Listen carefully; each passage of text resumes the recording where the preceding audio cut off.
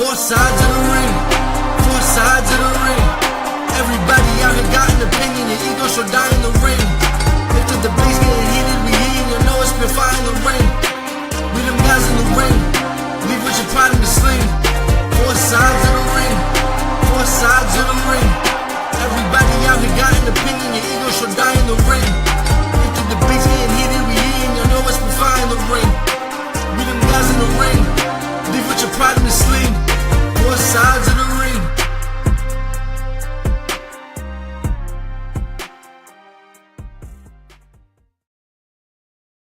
Welcome to another episode of Four Sides of the Ring. Welcome, gentlemen. It is Thursday, like always, next and 5. And I'm here with my good brothers today. Welcome into the stage, my good brother from Arizona, Mikey motherfucking Cutlets. How we doing today, Brady? I'm doing well. How about yourself, Mr. Chano? Listen, it's Thursday, it's almost Friday, and I think I'm working 24 hours tomorrow. I'm not sure yet. We will figure that out when we get there. I know this man is getting nervous because he knows when he's on the thing, I call him last. So I'm gonna continue that. I'm gonna continue that forever. Welcome to the stage, the founder, the motherfucker voice of God, Marcus Hernandez. Yes, sir. Yes, sir. Next at 5. Doing good. For a second, I thought you was gonna say Taino was working a 24-hour shift, but he is on tonight. Listen, my boy's been busy. He's been working them corners. He said, Daddy got some bills due. I'm gonna go take care of some business. And he's been getting backdoored. He's been getting plugged in and backdoored. Welcome to the stage, the last keeper of butt plugs. My fault. I meant kayfabe. Taino Sanchez. What's going on, buddy? How you doing? I'm just here laughing the first couple minutes of the pod. What's going on, guys? Hey, look, real quick. My hard work's been paying off. The numbers been growing. A lot of the stuff I've been doing these alleyways has been paying dividends, folks. I hope my sacrifice the dividends. Well. The dividends. I've been leaving QR codes in every alley and crevice in New York City. With four sides of the ring. He did text me. He said by the end of the year he should have enough money to send Mike to WrestleMania for his wedding. Yes. Perfect. Fantastic. Thank you so much. This is from the people. This is from I'm the people. so happy that you sacrificed your rectum for the other host. His name is Marcus motherfucking Hernandez. That's actually the voice of God, Mom. I'm sorry to that's actually he is the voice of God. He doesn't claim it, but he's too humble for his own good. Listen, Tino's talking about he's been paying dividends and has been putting up QR codes in alleyways, but they've been marking his QR code in their alleyways. Ew. It's an even trade-off. So I'm pretty sure the cost to put this QR code in this alleyway. Yes. Can you just okay? Yeah, sure. Why not? Yeah, oh wait. I think your shoelaces are just go ahead and insert here for me. Exactly. I'm pretty sure we could spend 45 minutes talking about Tino's backdoor adventures, but we're here for wrestling and the Knicks. Hell yeah. Mostly wrestling. But mostly wrestling. Come on. But Tino is launching his OnlyFans this weekend, so you can see his backdoor adventures up close and personal for a low price of 75 cents a month. Wow. Wow. We got to start somewhere. But this is the only place where you can watch this.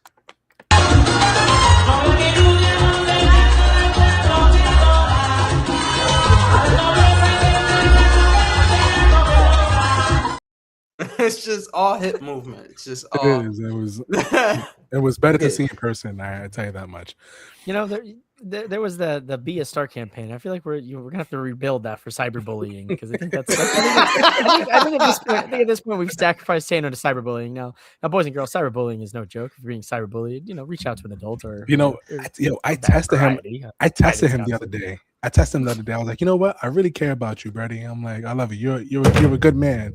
He's I appreciate you too, Brody. I was like, damn, that was my cry for help, and you fucked up. So if I go missing, just know I had the chance to avoid it, but he didn't because he thought it was genuine. Piece of shit. Might have thought something was a little off. My bad. Let's talk about some goddamn motherfucking wrestling, guys. We've had an interesting week of wrestling.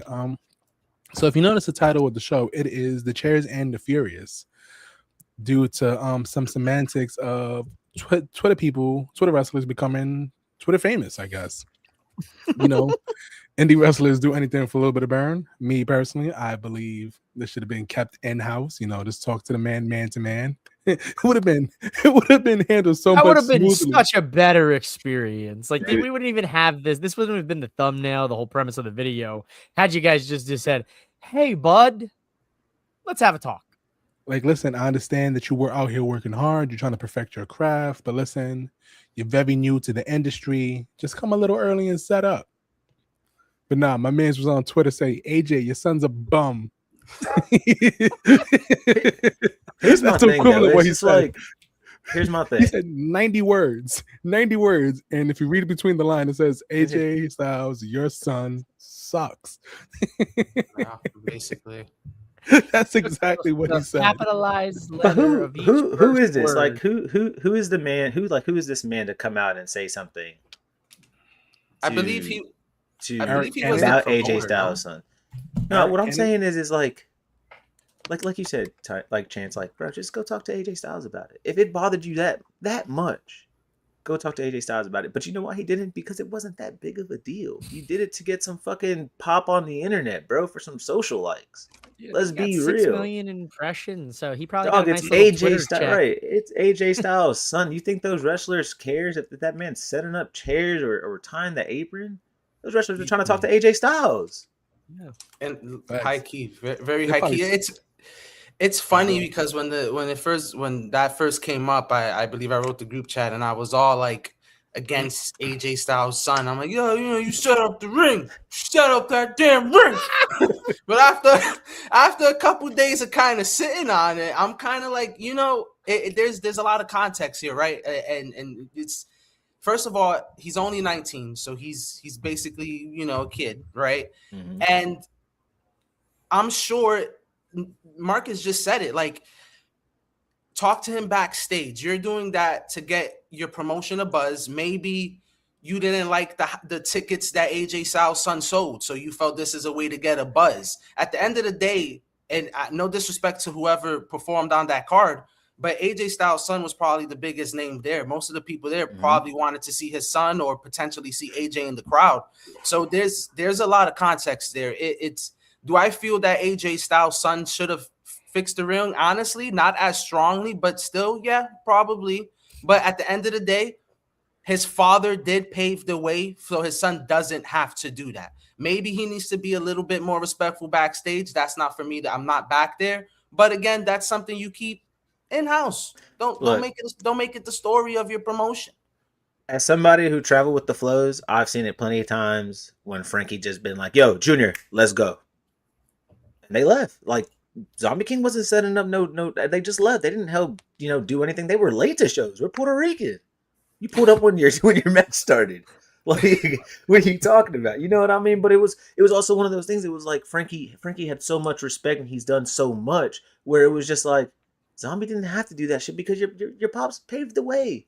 AJ Styles paved the way. So if his son isn't putting up chairs or ain't doing it, who gives a fuck? He doesn't have to. His dad has done so much for wrestling. And that's all that is. I'm not gonna hold you. I didn't even think it's the fact about. I want the regular show.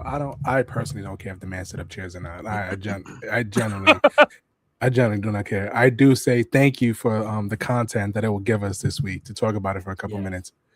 But at the same time, brother, like, who said it? Ben Bishop said this shit. Yeah, I saw in one of his tweets. I'm paraphrasing. He's like, honestly, you think anybody wants to set up chairs in the ring? Hell no.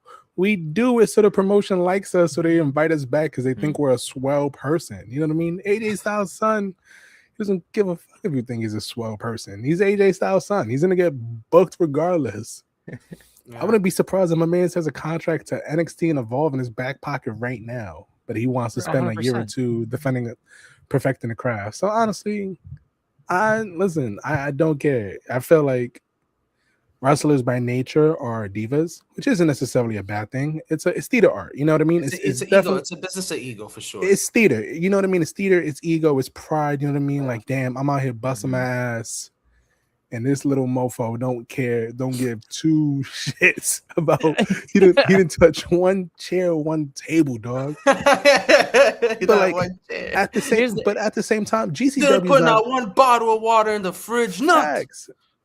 Bro, I remember Ant the Zombie King, he was saying, yo, bro, he's like, yo, this promotion's lit. They got water bottles. I was like, damn, bro, that's what you think of their promotion is? They got water bottles? What the fuck is going on? What's going on in this promotion? Wow, Like, And then there wasn't it like was a 2 big weeks? thing with Zack Ryder. 2 weeks later, yeah, 2 Yeah. weeks later, Zack Ryder was saying like, yo, if you're gonna have us at a show, at least you could have us some water for us backstage. yeah, no, yo, 1,000%. And at the other side, or the other flip side of it too, GCW is not the small little indie. They're a very big indie show. And I hate to break it to them, they have a ring. They definitely have a ring crew, dog. Because I know one of the dudes who does the ring crew. Me and Tino went to we seen it when they was at the American Dream Mall, and one of the guys I know, he had a shirt that said Ring Crew, GCW Ring Crew, and he does a whole bunch of reffing. So he does the ring crew stuff for GCW, not because he wants to, maybe he wants to, but because he wants to referee the shows. Right.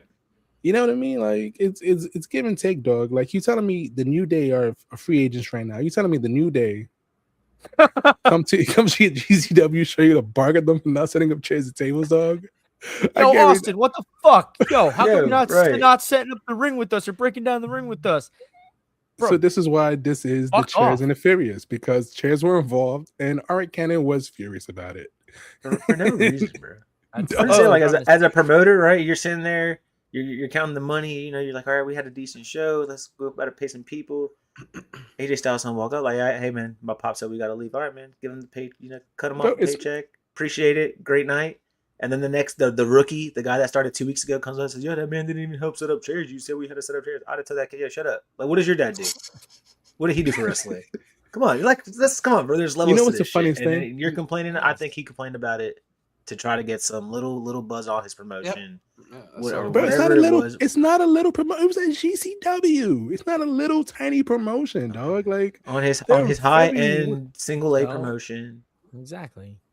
That's Bro, what it the comes down funniest- to. It's still definitely a way to generate buzz because, It is, Sorry, but it's a bad way to generate buzz because you look like a hater, bro. You look like a You know what moron. But here's the You know what you funniest do? part, though. When they booked that match, Eric Cannon versus Avery Styles on GCW in Chairs a few match? weeks or a month, Oh, a God. chairs match or something stupid, and everyone goes, haha, well, you all got worked. Look how stupid you are. They'll just spin it and play it off like that. I think it's hilarious, but you can definitely tell that dude was offended. You know, he was like, oh, He's why very is- offended. He's very offended. Like you don't just go to Twitter with fingers and just start throwing off tweets like you He sat there and thought about what he was going to say. he did. It was that or he used ChatGPT like what it feels like most people do now. You're right. He probably had what Chana said at the beginning. Your son's a bum, and then he went to ChatGPT and said, Bro. "Make this sound nice." Exactly. Bro, So- read Chat hooked him the up. tweet. Reread the Here's tweet. the The funniest tweet part. says AJ Styles, your son sucks. You're a shitty father. Teach your son better, dog. Mhm. Here's the funny part. The fucking booker and owner of GCW said I called him up specifically to have him on the show. I asked him to be here. This is such a stupid thing. Like Chano said, the only Yeah, sentence bro. you need is it should have been just handled behind closed doors. What I think is hilarious though is that this dude made some money on this. Good job. You know what I mean? You made some Is money he- off Styles' Is he name. even Twitter Twitter verified? Who enough to get knows? some Who fucking bread? cares? Who cares? Who cares? cares? He'll go on you a know- next indie show and cut a promo and be like, He "Oh, got what he wanted. I'm the guy who picked on a 19-year-old kid." Now you got guys. You guys got to say, "Oh, I've been sitting chairs and turning turnbuckles for 25 years." Okay, and He's good mad. for you, bro. He's I mad. seen The kid probably somebody- got at the end of the day- $500 and he got a hot dog and 50. They You know flew what I him mean? out. Right. He was a flown bro. He was a That's what flown I'm saying. talent. He was your They guest. treated He was him- your guest, and you still complained about your guest of honor. Your guest of honor didn't put up some chairs. You complained about. I seen somebody. What I kind seen of shit somebody is tweet. I seen somebody tweet. Did Brody Lee set up chairs? And I was rolling. Brody Lee Jr. Yeah, exactly. It was like Brody Lee Jr. Yeah, set up you're chairs. right. Dog, wait, listen. All I know is when we went to Titan Championship Wrestling, I put some chairs away. I helped Yeah. Amp break down the ring. I paid my dues. So Yeah. GC Dub, if you want a guy who will break down your ring and help put it down, you can call me up. You You can really want put me you through really a wanna flaming spend your- door. GCW. You really he's want on to it. spend your weekend doing You that? can't afford him. He lives in Arizona. He's not They flying You gotta out. they fly- come you out gotta here fly him very out? frequently. They come out here very frequently. If they want, I'll get in that ring. I'll take a stiff bump. You know, I've been dying. I can get to you take a the. I can get you the email. I get your emails. You can email them. I swear to God, I could. I don't think this guy fucks with me though. I said hi to him multiple because I seen him multiple times that day because he went to the AEW show afterward. I was like, "Oh shit, what's good?" He was like, "Sup." Sup? Damn, It'd be like that sometimes. Fucking Like, you don't like wrestlers over the age of 43? Absolutely not. You know He's why? heard the content. He's heard the content clearly. When they stop being 45 and washed, then we can have an honest conversation. So Until then, I got nothing for them. at the end of the day, the GCW topic is a great segue. You guys laid one up here talking about this because it's a great segue into the other thing that we have on the list. So these kind of, they're kind of similar, right?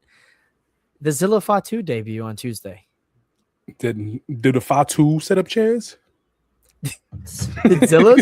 No, Zilla actually tried to hold GCW hostage for his appearance a couple times, where he said he wasn't showing up unless they put him in the finest hotel and flew him out first class and got all his boys out there and paid for everything for all of him and his posse, for one match, one night in some podunk town, trying to strong arm the why? GCW, because his last name is Fatu.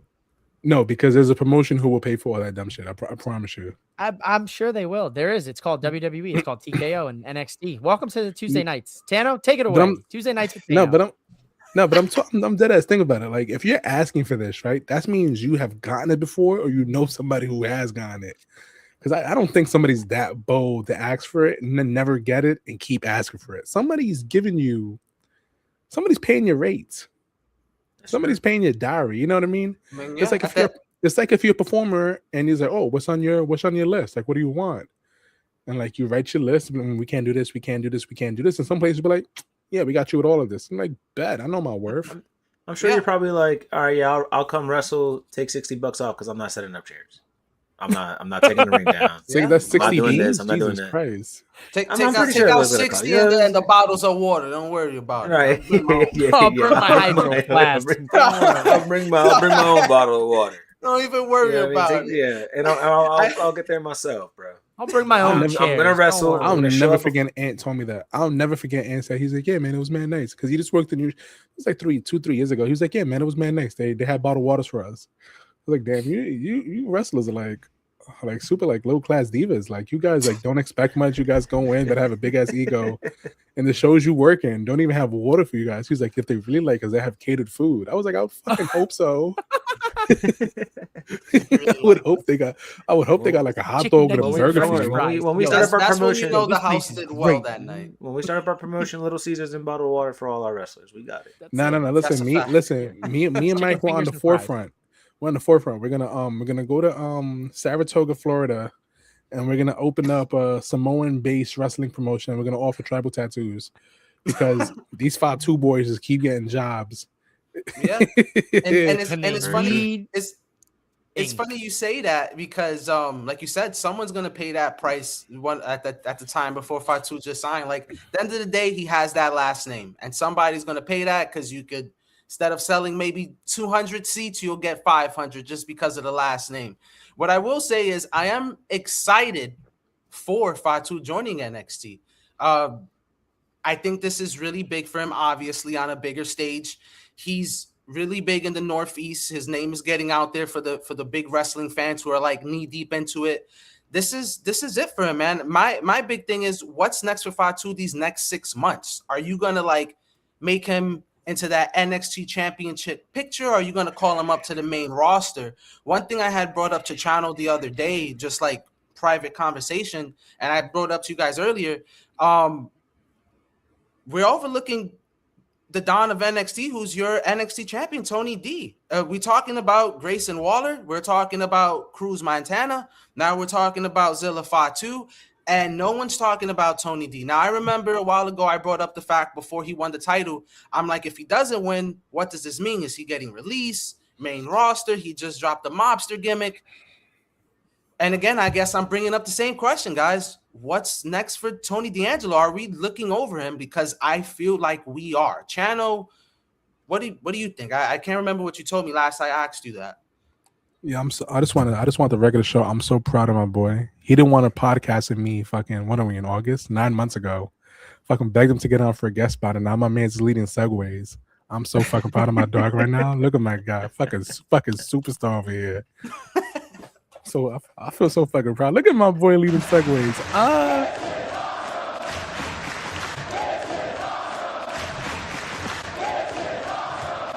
So that's an amazing point. But I'm gonna address the Don thing secondary.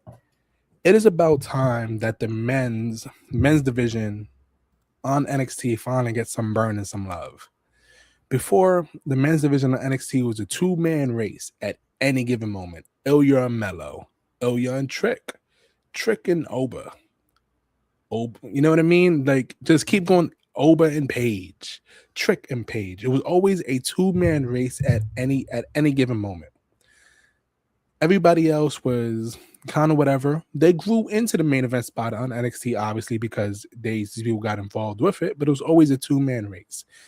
Now you had Evil, I forgot what his new name is, came down. Naruko? No, isn't Naruko. Naruko. You had him, he was at the top. He's still dope as hell, but it didn't have enough staying power to stay there at the top. You still got the Dawn, who's an NXT champion. Like you said, Tino, he's secondary. Just like most of the men at NXT are secondary to the women.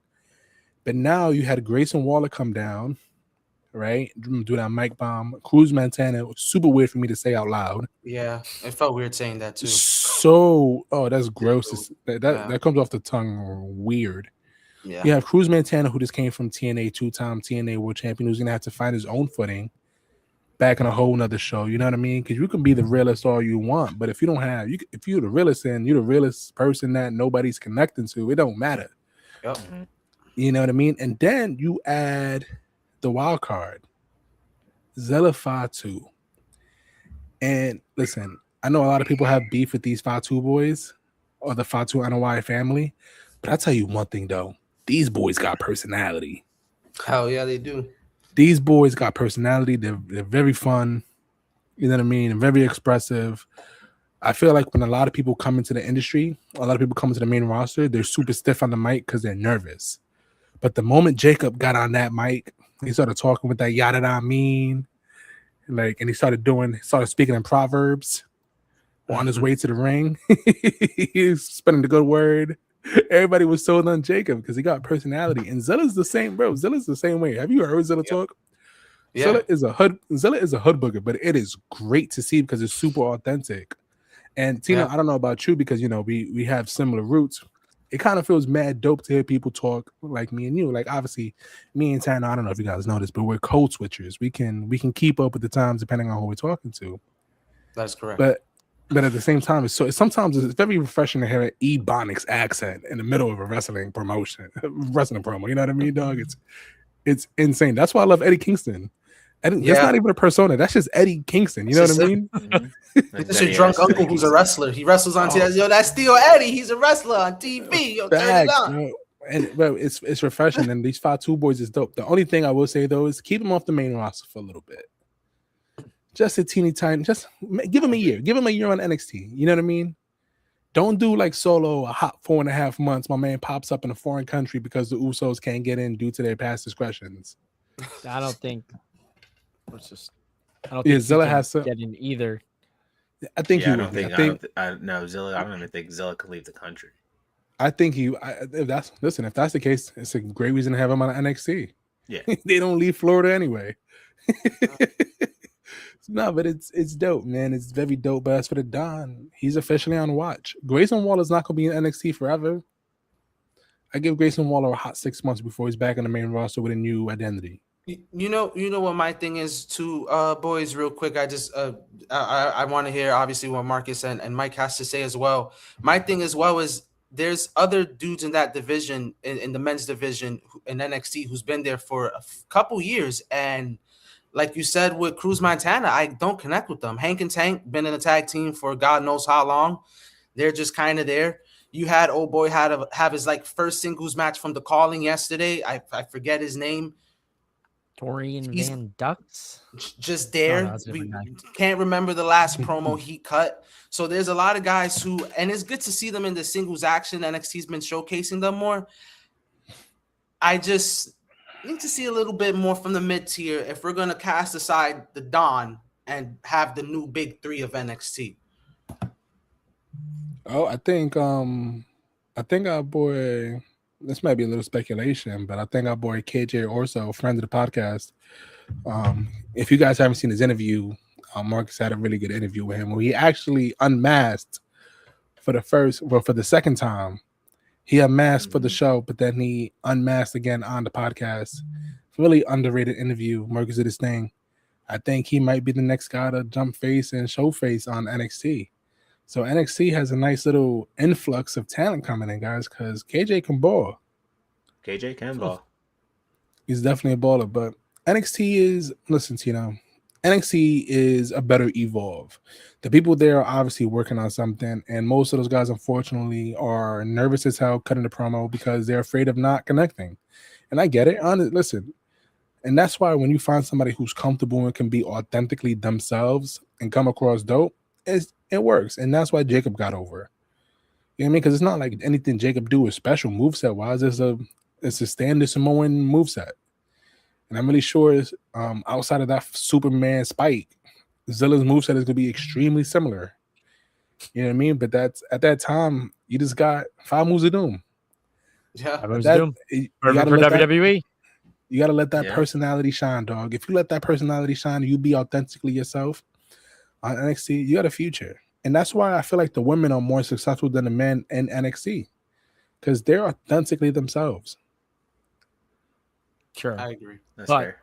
At the same time, I mean, look, Zilla's got a lot of heat around him over these last few years. There's been a lot more negative than positive that when you hear him taking turns around the city, these cities in the US, they're taking a huge risk here. It's a huge gamble. They're hoping that a guy like Shawn Michaels, you can tell, they're hoping a guy shot like Shawn Michaels, who probably lived a little bit like Zilla back in the day, right? We know Shawn Michaels was not the best person back in the day. And, he's the first one to tell you that. And we know how that went. So I think the NXT thing is also like, look, this guy's had a handful of matches in the independent scene, mostly wrestling for really Fourth Rope, had a one appearance, in TNA, House of Glory, mainly on the independent scene, House of Glory, Hog, but it's tough because you're coming in now, you're bringing this guy in, obviously, 1, because of his namesake, and 2, because he does have untapped talent, but bringing him in a time where you're bringing down a guy like Grayson Waller, who's done this song and dance. He knows how this system works by now. You've got, a guy like Cruz Montana, who's coming over from TNA, who has maybe a little bit more, what's the word I'm looking for? Maybe a little bit more prestige behind him than say Zilla. And, he's familiar with the NXT circuit. Obviously, dealing with TNA is a little bit different. But, and then, of course, you have Tony D, who everyone forgets is the champion. I think that's probably the best point of the night about this. But much like Chano said, you also need to develop the men's division because it has focused particularly on the women. Because the women, I don't know what they're doing over there. Genuinely. I think it's literally just like, you're athletic, boom, you can wrestle. Boom, you're athletic, boom, you can wrestle. Boom. And like they're just literally creating clones of Tiffany Stratton, and Bianca Belair. And like, you know what I mean? Like you have like four new, talents every week flipping from Evolve to NXT in the women's side. And then the men was just, like Chano said, Ethan Page, Oba Femi. Now you're seeing Cruz Montana, Zilla Fatu, Grayson Waller coming back. And then if KJ Orso, that's a great pickup for them too. But I don't know if I'm 100% sold on Zilla. I genuinely don't think he's going to fit this. I don't think he's going to fit the molds. I think he's. Do you I hope I'm wrong, but I think he's going to cost himself a spot on that roster. Do you think it's because of his past transgressions? I'm not going to judge one by them past. Everybody's got shit in their past that they of like course. to forget and they regret. I have shit in my past I like to forget and regret, and I had to pay my sins for that, right? But I think for him, it's like, it's not that I'm worried about his past transgressions. I'm just worried about, don't make those same mistakes now with this opportunity, because how that conversation probably goes. It's like, look, we know whose kid you are. You're Umaga's kid.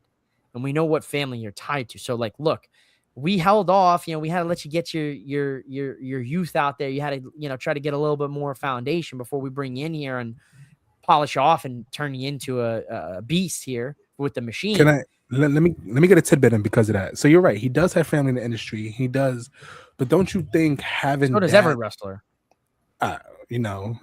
Everybody's a second gen wrestler in some way, but don't you think that helps having somebody like Roman in his ear, somebody having like the Usos in his ear, but like, yo, listen, dog, like everything that you did before, that doesn't matter no more. Like, this is your opportunity here to actually make it. Like, because Lance was in NXT a couple of times. Last time, his most recent time, he got him real banged up at injuries, so he never really took off the ground. You know what I mean?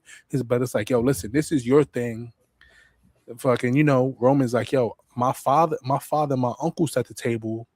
Your father and your uncle continue to set the table. No. The Usos continue to set the table.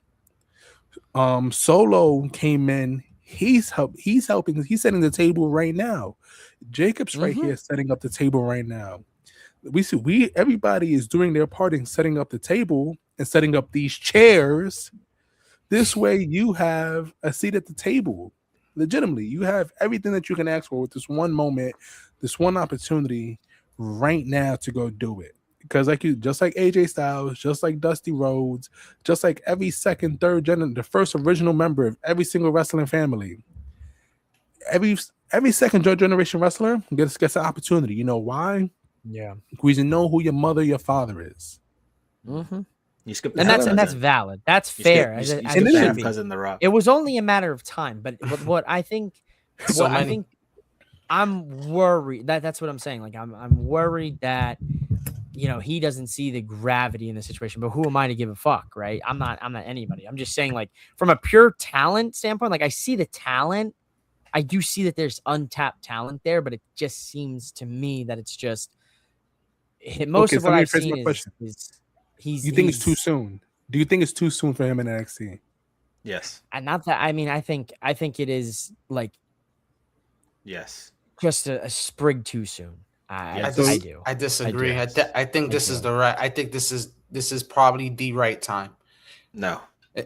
No. All right, let's let Marcus get this piece off. For me, I think Zilla is very, very talented. I think he could do amazing things in wrestling.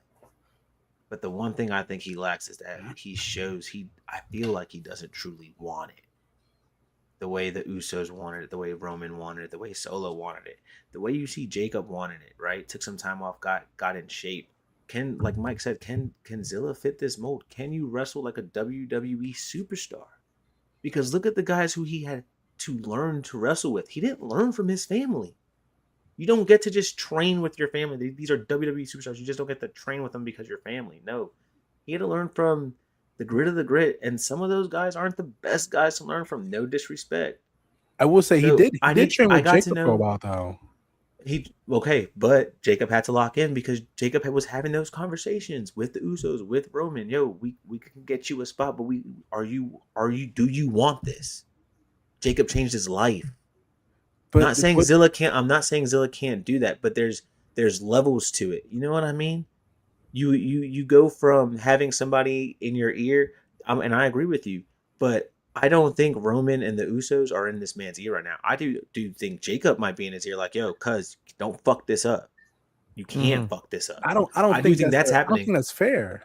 I don't think that's fair. I don't think that's how it is. That's treatment, bro. I don't think that's fair. I don't think that's a fair assessment. Why? Because him and Jacob were tag team partners for 2 years. They might have told Jacob to lock in because he was close. But we are talking about a family who's not to be known to be very close. They're just very close on TV, right? You think The Rock was helping Rikishi, dog? No, bro. But there's levels to this. You have to want it, dog. You have to want it. But what I'm telling you is, if they were having these conversations, there are cousins. They're cousins by marriage. They're cousins by blood, bro. They're cousins.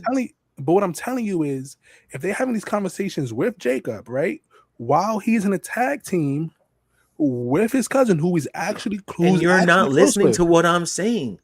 Jacob wanted it. You didn't think Jacob was like, dog, they're talking to me right now. Like, yo, just stay focused, stay focused. Guess who wasn't staying focused, bro? The man who didn't get to WWE by the time Jacob got there. If there's a reason why Jacob went straight to main roster, and there's a reason why this dude's going to NXT, because they're not sure if he could fit the mold. Jacob could fit the mold, bro. What are you talking about? Jacob's been wrestling him twice as long as Zilla. Because he could fit exactly. There's levels to it, bro. They knew Jacob. It's legal, bro. Right now, you just. I think there's levels to it. And I don't think Zilla wants it yet. I don't think he's ready for it yet. And this is where I started. This is why I started becoming wrestlers' number one fans. You know what I mean? This is when I started becoming wrestlers' number one fans, dog. Like it's crazy. It's crazy to see. I know you better start going over Cruz Santana. Fuck Cruz Santana. Fuck Cruz Montana. It's all Zilla Fatu for China here on out. Bro, but it's crazy. But it's crazy to say that because, bro, he got the deal. Is it say to be like, I want to see how this works out? That's more than fair. But he locked into the point where he got the deal. Allegedly, he's been signed since June. He's been going to the performance center since June. He didn't premiere yet or debut yet because he still had House of Glory gold. He had to shed gold. He still had deals and matches that he had to go finish. The moment he finished his last match was the House of Glory match. He pulled up on the next NXT show. Legitimately, he dropped his last obligation and jumped on the show. Sure. They've been talking about having this man on for the thing for a minute. Obviously, he has his own implications. Maybe my man's can't leave the country, and it's better to leave him in the NXT. And also, I'm not gonna hold you. If they were to throw him on main roster right now, another unnamed Fatu, we're cooked. It'd be too overwhelming. Here's the problem. Too overwhelming. But here's the problem. We'd be cursing out Hunter. Here's the point I see Marcus making, though, Cheney. You got to understand, they're not all, they're not sending out emails. There's not an email newsletter going out every year for the Samoan family picnic, at this so-and-so resort and whatever. This is a family that, yes, on television, they're the bloodline. But let's be real here. Like Marcus said, Roman is not showing up to the family reunion. Wait. Roman's not pulling up on. There's so many of them. Chance. There's so many of them fucking wrestling right now. The bloodline runs deeper. The fucking branches are out there. There are so many of them you could choose from. Bro, why not just bring them all in? Bro, you don't think that, like, even if they're not close, right? If you and your cousin Marcus, not close, and your cousin that you're not close with is working a job in Nebraska making $72 fucking an hour, and you've been working an apprenticeship at your job making, let's say, $19 an hour, you can't call your cousin in Nebraska? Yo, what do I got to do to make that move? You don't think your cousin's gonna? You think? Sure. But if I'm your cousin, I go, yeah, I'll see what's up, and I never hit you back in 8 fucking months. But that's on me, dog. That's on me because I didn't want it as bad. But if you can make that phone call, and be like, yo, what do I got to do to make this happen, bro? If they told Jacob to lock in, and he's closer with Jacob, he'd be like, yo, Jacob, I see you made that move. What did you have to do to make that happen? He'd be like, listen, cuz I did A, B, C, and D to make it happen. You got to do A, B, C, and D to go do this, bro. Even if they're not all close, you don't think two of these motherfuckers is close? Like if the twins are close with Roman, right, and Solo cool with Jacob, you don't think like the information that Solo got from the Usos from Roman that Solo's not telling Jacob to tell fucking Zilla? It's a game of telephone, dog. What I will say is this really quickly is I disagree with Mikey and Marcus. I do disagree with you, gentlemen. I think, again, perfect time for Zilla to be there. Much to your guys' point of what you're saying, Samoans are kind of like a Spanish family. If they're not talking to each other, the mothers are. All right. So if you don't think that Zilla's mom isn't like, hey, Zilla, look at your freaking cousins on TV. Go do your thing. I think Zilla, I'm not saying you, Marcus and Mike, that you guys are doubting Zilla or holding his past against him. But I think this is why it's great for Zilla to be on NXT, because you have fans who are literally split. You have me and Channel, who's like pro-Zilla at the moment, Like, and then you okay. have you. Look. So it's the talking factor, and I think they're gonna replenish him up, polish him up, make him all good in the ring, and he'll be fine. Zilla will be fine. I just think I do think he's locked in right now. Like Chano said, he got the deal. So if he got the deal, he handled what he had to handle, his obligations. Dude's got to be locked in. And what I will say is this. Now we're going to see how locked in he is once he's in the ring, right? Because there's one thing when you get drafted in whatever league, but now we got to see how you perform if you're a top 5 prospect. No, I think Zilla's a top 5 prospect. He's got to see how he's going to deal with that locker room heat right now in NXT. Because he just came in into a hot ass locker room because you got guys chomping at the bit left and right, and here you are, Fatu coming into NXT and getting the main event in your first night. Like, you gotta understand, it's not about the in ring. I'm worried about the pressure that's on him in the backstage timeline. I don't think that's big of a deal. I don't think it's that big of a deal. I don't think it's that big of a deal going into the main event because every AEW signing who has gone to NXT has jumped immediately into the main. It's not like, hey guys, howdy. My name is Petey Main Paul, and I'm here to start up from the beginning, bro. It's never happened. He's not an AEW guy. I'm just saying. No, but what I'm saying, what I'm saying is, even in AEW, whenever you sign a brand new talent, because AEW has done the same thing, they start off in the main event scene. For example, 2 years ago, the AEW women's division, when they debuted, every single woman, it was always against the AEW women's champion. And when they inevitably lost that title match, they fell right where they needed to go after the thing. It's standard. It's standard, bro. It's standard. It happens. You know what I mean? I'll give every wrestler that comes in. It's not a great comparison though, because that's a women's division. That was I'm just blundering. We're talking. But I'm talking about this is not a brand new concept. It's not a brand new concept of you debuting and entering the main event scene to lose your title match, then go back to whatever mid-card low thing is. Bro, there's a standard for this. This is not an unwritten precedent. Like, oh my god, this is insane. The key word of NXT is still that it is developmental. So I'm happy that he's in developmental. I'm happy they didn't take him to the main roster and have him debut in 2 weeks at Saturday Night's Main Event in a hoodie, and everybody go, "Oh my God, who's in the hoodie?" And they take off the hoodie. That's Fatu. That's Zilla Fatu. Or they don't say his name because they just call him Fatu because they don't have it. But they said Zilla for him yet. They did say Zilla. They did say Zilla. I'm thinking this is a 90-day tryout. Right. Bro, because there's no confirmed contract. I think it's a 90-day tryout. No, let's see how this works. Bro, it's confirmed. Bro, it's confirmed, dog. It's been confirmed since June. He's got a long term contract. Let's see if they can develop this talent into the next bloodline member. That's basically they're giving him a year to see if he can do it. This is a public service announcement. And I don't think he's solo. This is a public service announcement from Hate University because there's a lot of hate going on in my boy. Listen, if my boy swim, he swim. If he sinks, he sinks. But you know what? I'm happy he got the opportunity. I'm happy for him. I'll agree with that. I'm happy with that. I'm happy with that. I'm happy for him. And I want to say I'm wrong. Like Mike said, I want to say I'm wrong. I just don't think he's ready yet.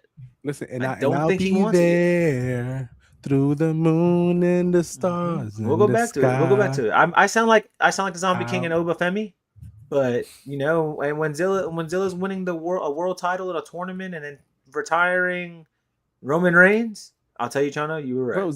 Bro, Zilla doesn't even. I'll eat my words. I'll print out my words and I'll eat them on live. I'll get a tattoo of his face, bro. Save the soundbite. Bro, he don't even need to win the world title, dog. If he lasts 3 years in NXT and has a good run on the main roster, no, that's a win. That's not happening. It's not a win. Him making the main roster. What is? They're gonna bite off him just being Umaga's son. That's gonna be the story.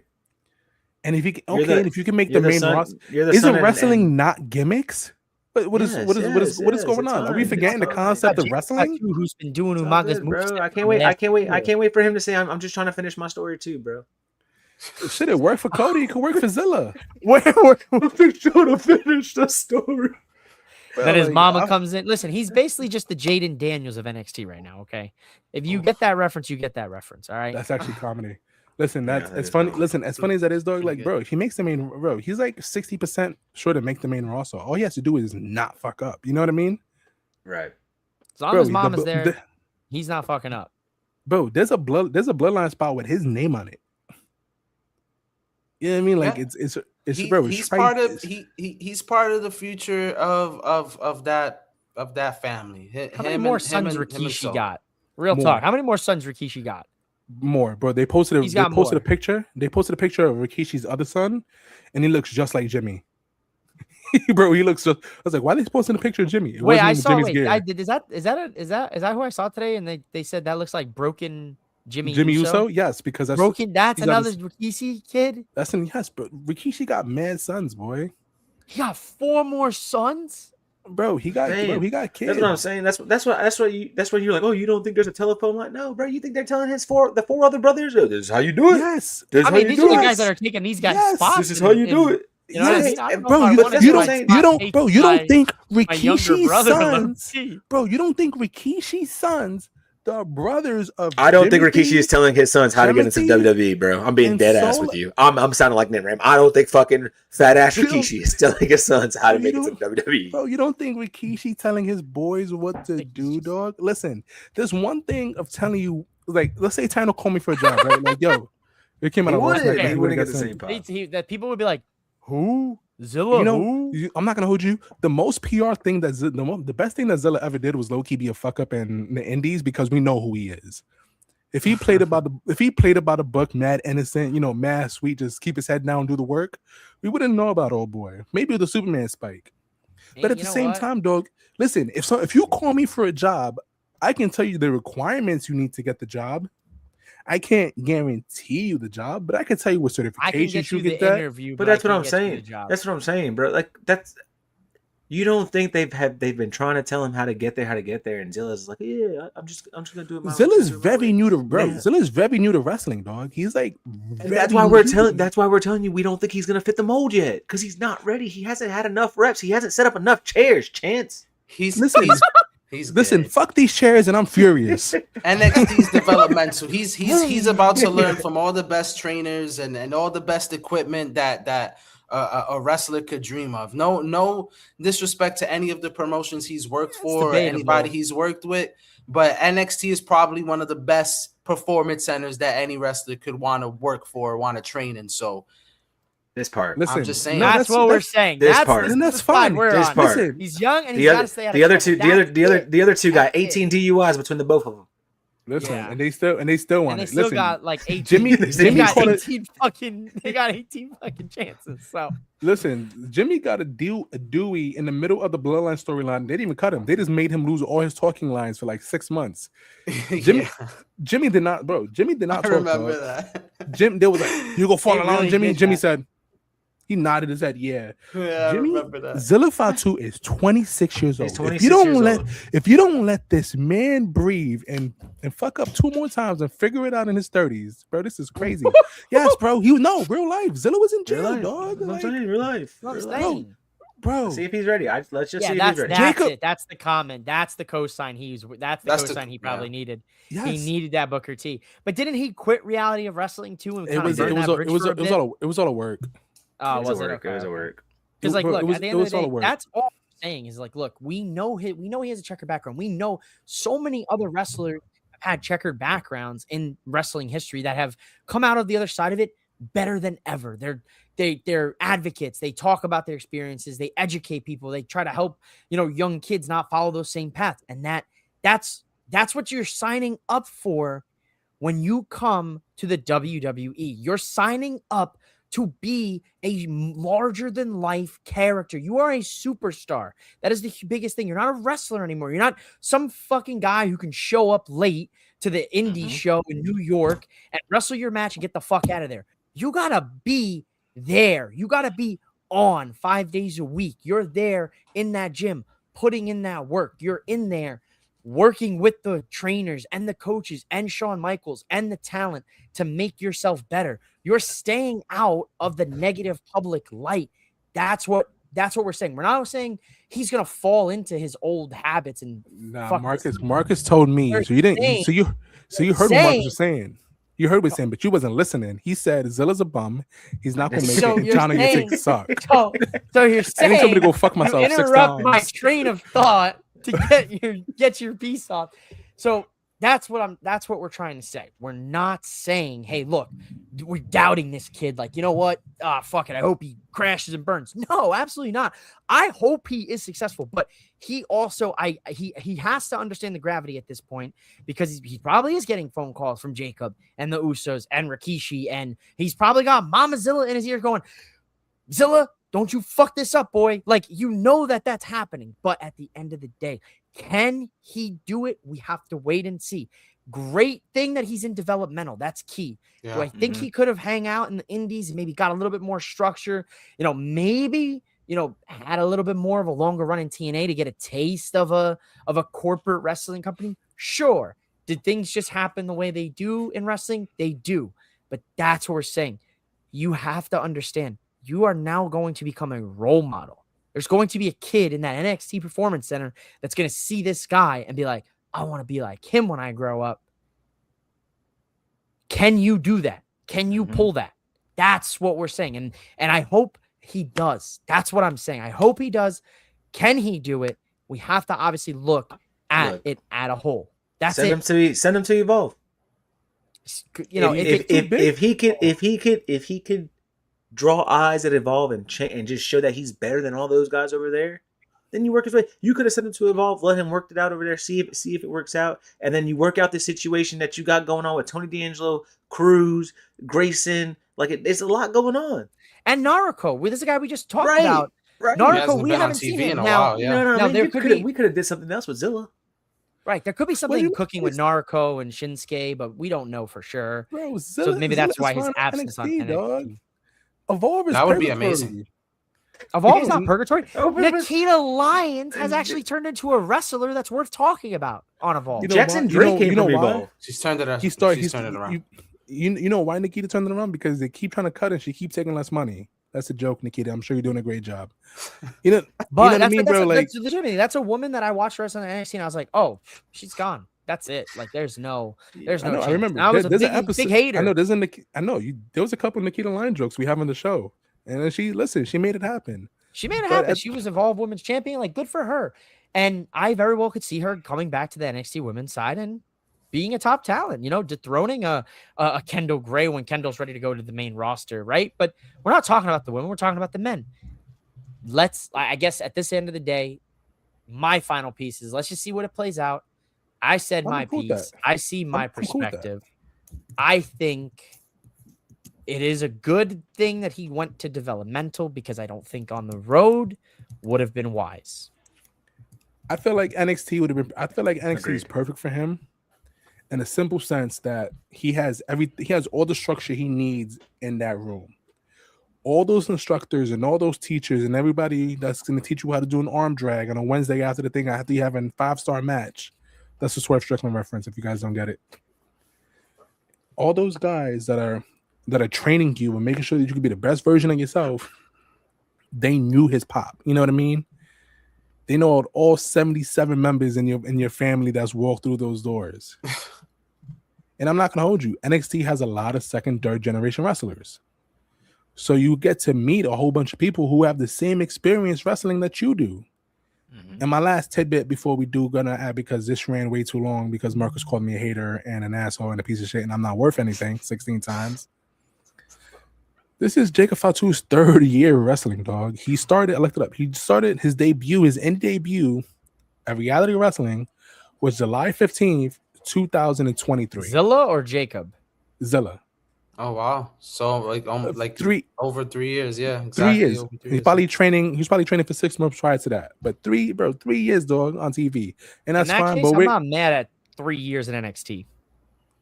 If he does 1-2 years, Tiffany Stratton was in NXT for what, 2 years?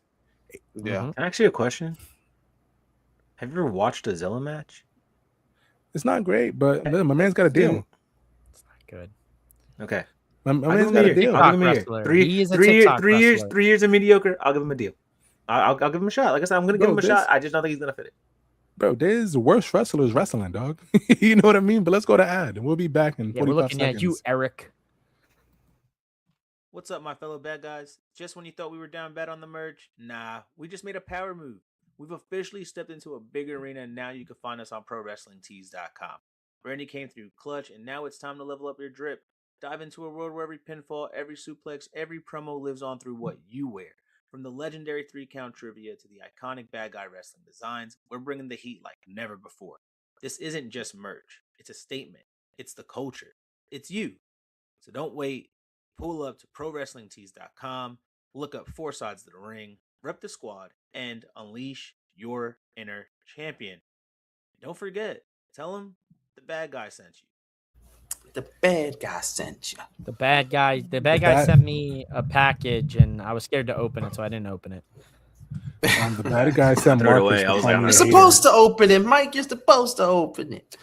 I got scared right, after last week and Tano's absences. I was really concerned what was in that box. So, if you get a package from China, just know it's a personalized butt plug with his hair on it. May or may have not been used, but it is autographed. Wow. I don't like when you make start. sure you guys, if you Autographed are by in the market Streets. for any sort Like, of, we're like- I don't like any when you sort lead of, into it. sex toys, you can use F4 SOTB. That's 4 sides of the butt. At checkout on adamandeve.com for 50% off your No discount Guys. code either. Adam Painful. Eve, guys. please sponsor. Please sponsor. Guys, I don't like when Tino leans into these jokes. I like when he's bashful about it and he doesn't know what to say. When he leans into it, I feel You bad learn. about That's how you get the myself. bullies to stop. When you laugh at the jokes. You don't get mad at the jokes because when the bullies have no ammo. I fucking finally sent it- learned after years. He's sending me pride flags in our private text Gotta add an thread. extra 0. Yeah. He's sending me pictures. He's sending me pictures of dildos asking if we should size up or not. It's getting uncomfortable, guys. Where He's I don't leaning think in. We just lost all of our fans. 100 million followers. 1 million followers to see a butt plug. Get us to 1 1,000 followers on. Get us to 1,000 followers on YouTube, and I'll personally buy Tino one. I can't promise what he would do with it. 1,000 subscribers on YouTube. They'll buy him finally one. get me a shirt on Pro Wrestling Tees. Oh, you guys gotta jump on that with Mikey. That's not my department. That's not my department. I was just saying. I've been holding out. I had to make that joke like 2 weeks ago, but no one was doing the jokes. I'm still waiting on the credentials. That's fine. listen, I see how it is. Apparently the website was made on a third party. I'm trying to get in touch with customer service. Oh, But okay. he's very hard to get in touch with. We also have Even though he I talks figured. to us every day. Not I said, Mike. He pops up. Not every my once in a while. department. Not my Listen, I'm department. gonna have to send a help ticket, to the desk, formal to the complaint. help desk. Yeah, where's I'm gonna our have to- HR department also? While No, we're the at pen. Hi, the pen is I am- the HR I am department human also resources. does. the IT, that is correct. I was gonna say, if you're the HR guy, is the PR person Mrs. MOWM? Because Oh, of course. she usually keeps me in check. So whenever we're about to get canceled, we just show Mrs. Cutlass to the people, and they're like, "Oh, nice." They hold their reins. If you Usually she cancel us signs now, off on the episodes. We send her yeah, the no, talking 1000%. points, and she's usually like, this part about the butt plugs, this part about the dildos, this one about the anal beads. I wouldn't say any of that. But we still say it. So, so she's not, her PR job is at risk right now with budget cuts because due to us, so it's our fault. yeah, due It to was- us. It is our I fault. will Channel, say- actually. I will say it was an uncomfortable meeting. Mrs. Cutlass sent me to HR, but it was weird when I was in a Zoom call by myself. so Just in I the cut waiting it room, early. waiting for someone to start the meeting, and I realized I actually have to start the Zoom meeting. I was like, hey guys, What else do we have? Should we mark our calendars now, or should we save it for the end of the show and let Tano have a soliloquy to end the show? I hate him, so no, we're gonna wait. That's We're for gonna the get boys. to this next segment. So we're gonna talk about Kevin Owens versus Pepsi Phil. If you Let's don't fucking know, go. that's another one of Mike's guys. The Phil. Both of those Phil guys are my Meister. guys. I'm a KO guy. Listen, anybody that I like that's not related to the Samoan lineage is Mike's the president of the fan club. You know what? Damn right, I am the president of the fan club. I'm You're not damn giving right. you I'm the Kevin Owens president fan of the club. Kevin Owens, CM I'm not Punk, giving you Cody that. Rhodes consolidated fan club. All right. I'm not giving That's you fair. KO. You're not allowed to have KO. I'm taking KO. I'll take You KO. can't say I like KO. That's why you can't have KO. I you can like have, KO. You I can love have KO. Punk and you can have Punk and Cody. 1000%. There was a time where I looked like KO. I could have been KO's like long lost son for a bit. was actually crazy. Yeah, but they had a pretty nice promo. He called Phil washed and old. I like that. I appreciated that. I popped for that immediately. Mhm. And he says, "I hope I don't become a piece of shit like you." And I was like, "Nice. This is the Kevin Owens I miss." Yeah. Because Cody Rhodes would have called him a mother flubber. you gotta say it with the lisp. Mother flubber. I was praying. You have Flubber. no idea. I was sitting there in the fucking office today praying to God that Cody replied to the tweet when he had his tour bus broken down, and he said like 1,000 likes on this tweet to pop up on your fucking silly little podcast. I would have popped and I would have got those 1,000 likes, and you guys would have had to sit here and deal with Cody Rhodes for like 10 minutes. That would have been great. That would have been my entertainment. I like Cody. I like making you squirm when I say Cody Rhodes sucks. That's what I like more than Cody Rhodes. I would have been like, how does it feel knowing that the president of your fan club has so much John Cena stuff hung up in his wall? There's not a single Cody Rhodes thing up back there. I'd flip it on you so quick. Cody would be on our side. We can't see it, so it doesn't exist. 2K24. I'm not gonna show you my. It doesn't. Fucking, you don't gotta prove it to me. It's fine. The people You don't gotta prove it to me. You gotta prove it to Cody Rhodes when he pops up for 5 minutes. That's fine. Yeah, that is fine. Yeah, of course. I'd pull out a bottle of Wheatley vodka right there on the table, get a product placement for the guy and everything. You know, I know media. I'm media trained for the most part. You know. Let's be real. Let's be real. We would all be too starstruck trying to be like, "How you doing, Cody Rhodes? This is Mr. Tino. Rhodes. He has butt plugs."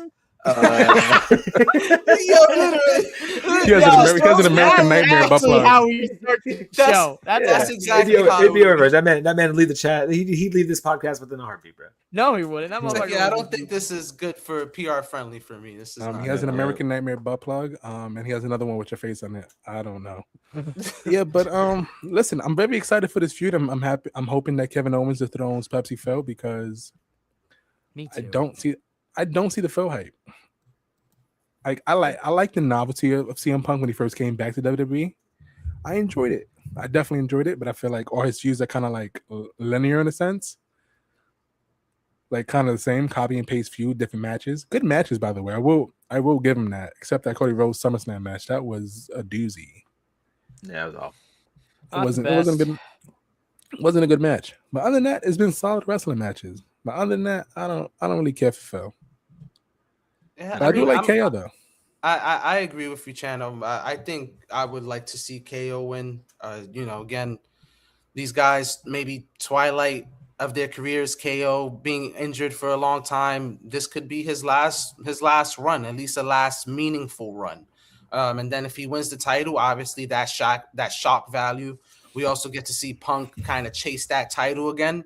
And we get to see what KO does as world champion. He said it's been 10 years since he's been champion.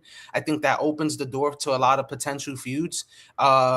Maybe we don't want to see him and Sammy, but I can't think of any good feuds off the top of my head. But KO against anybody, you could book it and he'll do great, whether if that's in the ring and on the mic. And another thing real quick, KO is one of the few people, as I believe we all should know, who could go toe-to-toe with Punk on the mic. And I thought he stood his ground very well last Friday on SmackDown. When he called Punk miserable, I'm over here like, Punk always low-key be looking miserable.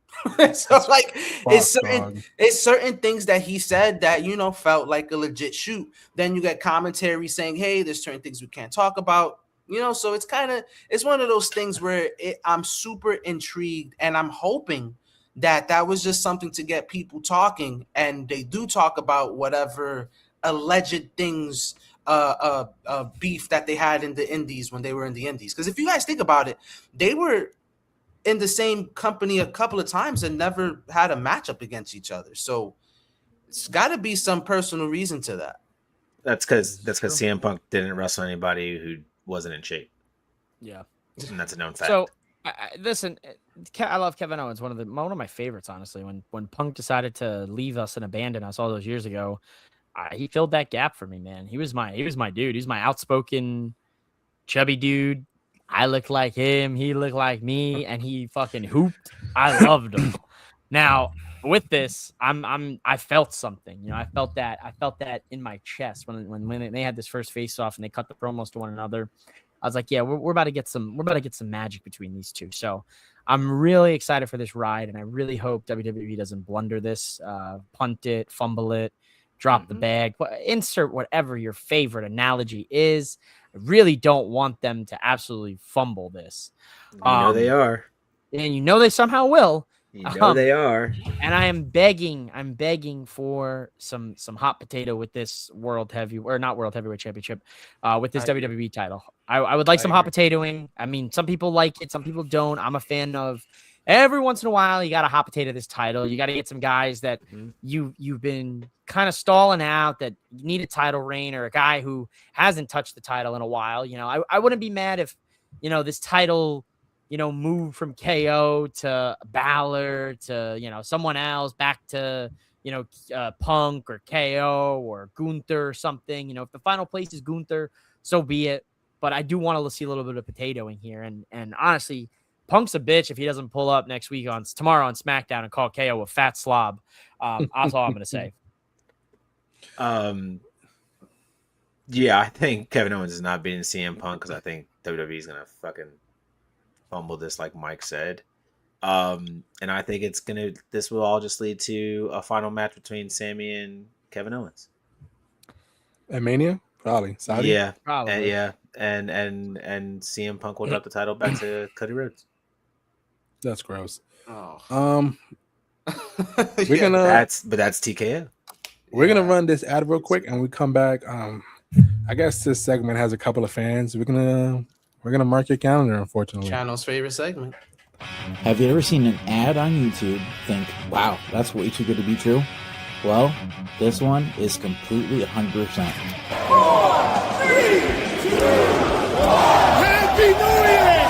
I took the bad guy's advice, went to SeatGeek and used 4 sides OTR and got these great seats for double or nothing.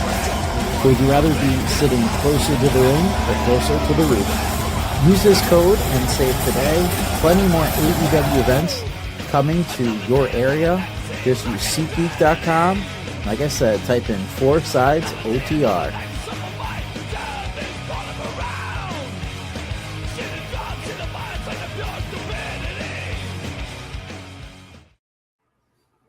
Kevin Owens stunned Danhausen tonight at a live event. Oh, love that. Nice. Makes me a bigger fan. I love that we're getting some little live events every now and then. I swear to God, if Danhausen curses KO before his match with CM Punk and that's what causes him to match, might be I'll my be done with reason. I'll be done with WWE for a while, dog. I'm not gonna. I tell you what, if you want to kill the whole Danhausen thing, that's exactly how you do it. Have him curse KO. The people would freaking hate Danhausen. All this month or two of Danhausen build up, you could kill it right there. Pull the plug there. Terrible on WWE's part if they kill the good graces of Danhausen with CM Punk's is one of his best friends. That's why KO stunned him. He said, "Well, since he's one of your buddies, tell him I gave you this," and hit him with a stunner. So there you go. I'm not gonna show the video. I'd be look it up. Pissed. I would be livid. I'm trying to run your little thing. I guess would be. Oh, you mean my big thing?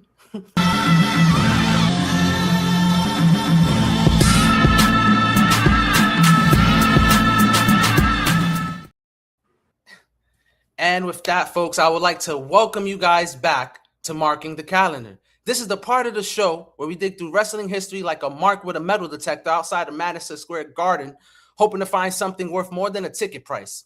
Every episode, we go back in time and ask, who approved this? Who survived this? And occasionally, what in the fuck is all this patchwork?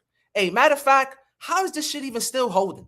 Today, we're going to stop the clock on August 13th. A date that gave us a company that somehow survived the riot like Manhattan after the Knicks finally remembered what it was like winning a championship. Another company trying to survive itself by mistaking denial for a successful business tragedy. And one promotion trying all it could to convince the world that everything was all peaches and gravy when there wasn't an absolute soul that trusted them as far as Lisa Ann could swallow them. So tighten up those knee pads, grab the Gorilla Glue, and if somebody tells you they could fix your head gasket with a bendy straw, a twin pack of Vaseline, and some dirt from New Orleans, ask them if they used to work for a wrestling promotion in the early 2000s. Because sooner or later, every company, every relationship reaches a point where shit gets so convoluted that somebody eventually has to ask, How is this shit even still holding? And on August 13th, wrestling answered that question in 3 very different ways. So talking about the patchwork, we might as well start with a company that practically invented it. So heading over to the ECW arena in 1994 from Philly, PA, back when they mined for steel chairs like natural resources, we got what sounds more like an angelic pornography than wrestling. But it was the very first hardcore heaven. Now, if you've never watched the early ECW, let me help you guys out.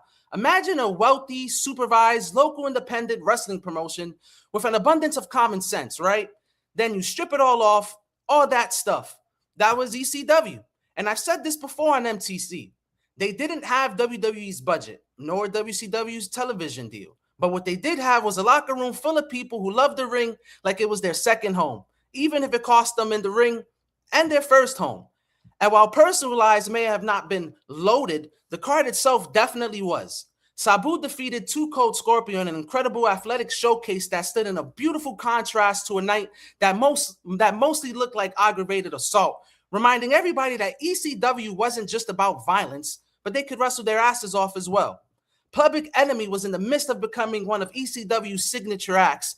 They had retained the ECW tag titles against the Bad Breed, who was Iron and Axel Rotten in a base brawl match, which honestly is the type of match where Louisville Slugger should have just hired a defense attorney, and Public Enemy would have loved every second of it. Sandman was on the card as well, doing Sandman things, and another violent chapter in one of ECW's defining rivalries against Tommy Dreamer, where the two were literally beating years off of each other's lives with Singapore canes. And well, the name of that match is actually pretty self-explanatory. But was even less self-explanatory is the way the night ended after the main event between Terry Funk and Cactus Jack.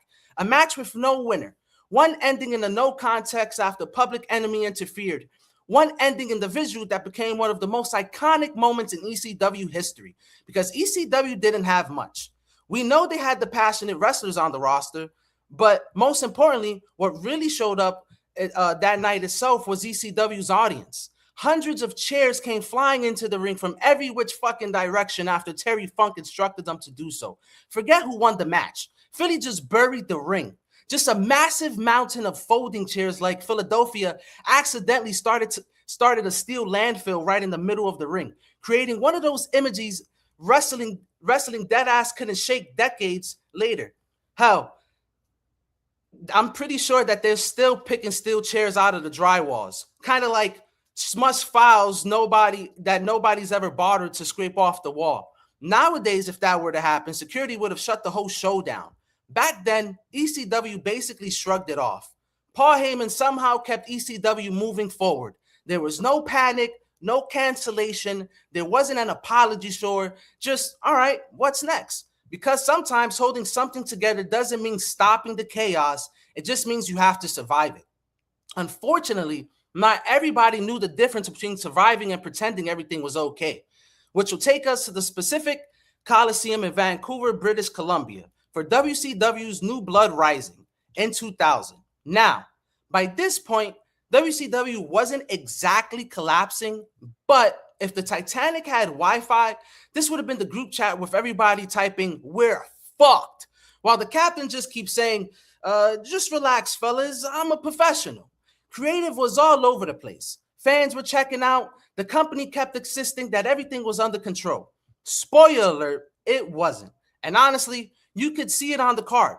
The show actually opened up with 3 Count versus the Young Dragons in a double ladder match. And here's another spoiler alert, y'all. The match was actually good. Shane Helms, Shannon Moore, and Evan Carragus were out here shining. How very WCW of the guys fighting over a recording contract and a gold record to put on one of the better matches of the night. Honestly, thanks. WCW accidentally remembered that they were supposed to be a wrestling company. Get the fuck out of here. That was honestly wild to me. Then we got Judy Bagwell on a forklift. So before we had Brock in a tractor, we had Judy on a forklift, which was wild to see. Anyways, while her son, Buff Bagwell, was wrestling Chris Kanyon, Judy was just chilling on a fucking forklift outside of the ring, which was very normal at that time. And later that night, Goldberg, Kevin Nash, and Scott Steiner were supposed to settle a #1 contender situation, but Goldberg reportedly showed up late after a motorcycle accident. He also refused to take Nash's jackknife, argued with Vince Russo outside, and suddenly the pay-per-view wasn't even pretending that backstage drama should have stayed backstage anymore. WCW was just wasn't just airing a wrestling show. They were legit just airing its own argument. And then after all of that, we finally got the WCW World Championship main event. It was Booker T against Jeff Jarrett, where Booker T retained the title. And that's actually important because underneath all that bullshit that night, Booker T was one of the few guys WCW actually looked like he belonged in the driver's seat. But I want you guys to think about this. What the people were talking about afterward, even after all these years later. Not the world title, not the wrestling. They were talking about Judy Bagwell sitting on a forklift and Goldberg walking away from his match. That was the problem with WCW. When your pay-per-view is called New Blood Rising, but the new blood has already dried up, you're already fighting from uphill. Then your most memorable image becomes somebody's mother sitting on a forklift instead of your world champion. And if we're calling it for what it is, it's more of a cry for help than a wrestling show, big dog. WCW wasn't just dead yet, but there were warning signs slapping us in the face. The talent was still there, the wrestling was still there, but the company just couldn't stop getting in its own fucking way. Because sometimes holding things together isn't about finding stronger glue. It's about finally admitting that when the foundation's cracked, and WCW, man, they just kept patching holes while the whole house was sinking. You just got to just let it be. Because sometimes covering all the cracks eventually becomes, it just stops. They stop asking for permission to spread.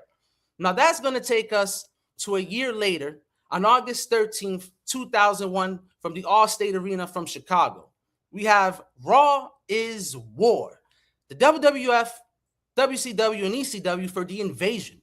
And at this point, the alliance was supposed to be united. Supposed to be. Stone Cold Steve Austin was leading. Booker T held the WCW champion. That Rob Van Dam was becoming one of the hottest stars in wrestling. On paper now, the shit looked perfect. In actuality, the alliance was anything but a lie. They kept telling everybody they were united. Meanwhile, every week another fucking crack showed up. At what stage do we stop calling it a crack and admit the whole damn thing is shattered? And on August 13th was basically the perfect example. We had Edge and Christian take on Lance Storm and Justin Credible, where Justin Credible accidentally superkicked his own partner. The WWF didn't even have to attack the alliance. They were doing the damage themselves. Then we had The Undertaker and Kane, who were actually holding the WCW Tag Team Championships, and they defended those titles against Chuck Palumbo and Sean O'Hara inside of a steel cage, which to me, boys, was a wild sight. Like, honestly, I didn't even know they were WCW titles. But when that match was over, Palumbo and O'Hara were just there covered in blood. Who else would have thought that the WCW tag titles would have came with a free trip to the emergency room? Then things got even crazier with Rob Van Dam. RVD was supposed to defend the Hardcore Championship against Kurt Angle. But while Angle was dealing with Tommy Dreamer, Jeff Hardy saw his opportunity. Jeff hit RVD with a swanton, 1, 2, 3. Jeff Hardy was the new Hardcore Champion. So RVD came into the night as Hardcore Champion and left without a belt. That was a great night for Rob. I'm sure it was a really productive meeting. Everybody at that time was on their own agenda. Everybody wanted power. Everybody wanted a championship, but nobody wanted to be the asshole who actually had to make this shit work. Then during the main event, we had Booker T against Rhino, where they would go on to defeat The Rock and Chris Jericho. Rhino pinned Jericho after a low blow and a roll-up while Jericho was still trying to put the walls of Jericho on Stephanie McMahon. And after the match, Booker T hit The Rock with the bookend onto a steel chair. So yeah, clearly everything was going great. Totally united. Just a completely functional wrestling company. Austin was spending more time trying to keep his own team together than actually fighting the WWF. At this point, Stone Cold looked like the drunk group therapist hosting group sessions with his own fucking circle in the squared circle. And the biggest problem the Alliance had, their biggest threat, wasn't the WWF, it was themselves. Because it's hard to invade somebody else's house when your own house is already on fire. Championships were changing hands, partners were attacking partners, people were picking sides, and everybody wanted power. Trust, gone. Sometimes the thing that falls apart doesn't need an enemy. It just needs enough people pulling in different directions. And on that note, it's time for us to head in direction to the birthday segment. So, before we close this vault, August 13th does have some birthdays. So, kicking things off with Jumpin' Jim Brunzel, 1949, baby. One of the smoothest high flyers of his generation and one half of the Killer Bees. Very intimidating. Until you remember, most people don't actually lose fist fight to bees unless you're allergic or just trash. Anyways, happy birthday, Jim. Next up, we have Spike Dudley. Proof that being the smallest guy in the match doesn't automatically mean you're the smartest. Spike spent his ECW career getting launched through tables, into guardrails and tables, off of balconies and tables, and somehow just kept showing up to work side-eyeing tables. Happy birthday to Spike. And lastly, New Japan's very own deathmatch legend, Masahashi Takeda, the kind of dude who looked at ECW and thought, this hardcore heaven ain't that hard. If barbed wire, glass tubes, and light tubes make you uncomfortable, Masahashi clearly just wanted to see your inevitably physical tics. So happy birthday to all three of these wrestlers who proved that taking a beating, adapting, and being crazy enough to return to the ring and surviving in what wrestling is what wrestling is all about.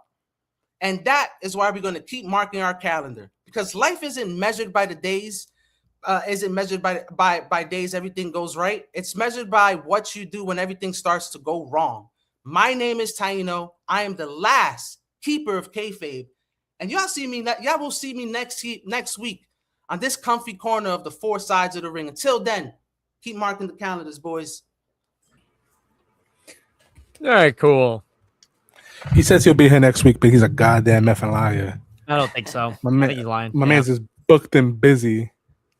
So if you don't know, Tino hits the group chat up every Thursday morning talking about, yo, today's recording day, gentlemen. Yo, we go kill this today. A mad alarm, be mad height, and it's then 7 o'clock in the morning. He's like, yeah, I can't wait today. I'm gonna take my nap. Like, all right, man. Wakes up at 11:30. Yo, boys, we're getting in there. I'm about to take my nap. I'm like, all right, we're getting this guy another nap. Wakes up at 2:30. Fellas, just got done getting ready for. Just got done marking the calendar. About to take this nap. Counting down. I'm like, damn, I'm at 4 naps in a day. What the hell's going on? And God, then he just said he was at work. He's depressed, bro. Then at 8 p.m., guys, I can't make it on today. I'm a little sore and tender. New blood plug K-Bit. I had to just give it a go. Stop leaning into it. I hate it. Until you stop, I will keep leaning into it. Fair enough. Yes, we know.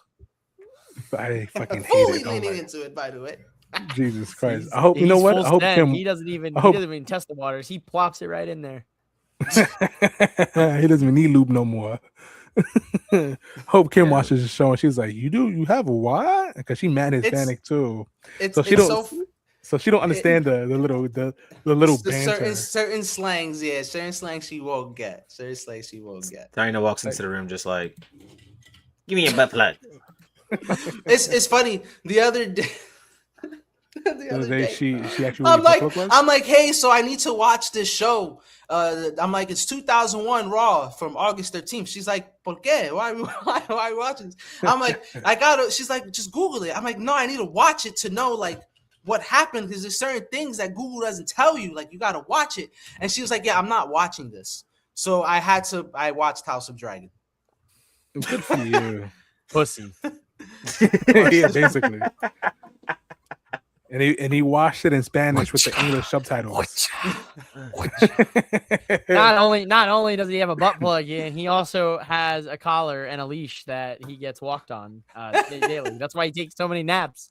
He's taking so many walks a day. He naps like a cat. Where are we on the wrestling? Did we cover all of our topics? No. If you ever met Mrs. Kayfabe, you would understand. She runs a very tight ship.